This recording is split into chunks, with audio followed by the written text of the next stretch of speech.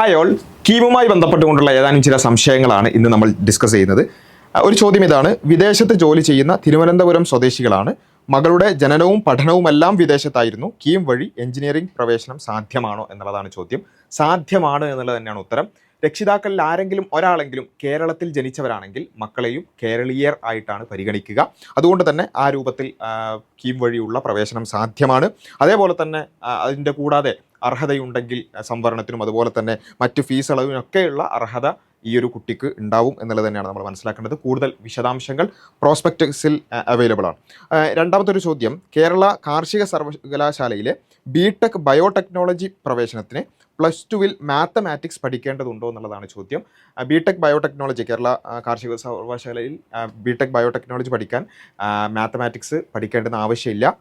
Biology, physics, chemistry പഠിച്ചിട്ടുണ്ടെന്നുണ്ടെങ്കിൽ നമുക്ക് NEET എഴുതാൻ സാധിക്കും. നീറ്റിന് റാങ്ക് വേണം, അതിനനുസരിച്ചാണ് അതിൻ്റെ പ്രവേശനം ഉണ്ടാവുക.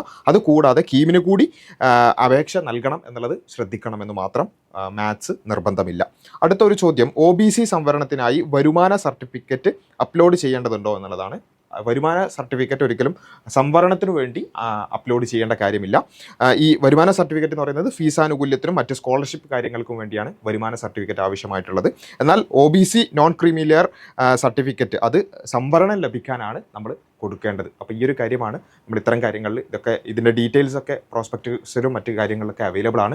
കൂടുതൽ കാര്യങ്ങൾ നമുക്ക് എന്ത് ചെയ്യാം, അടുത്ത എപ്പിസോഡുകളിൽ ഡിസ്കസ് ചെയ്യാം.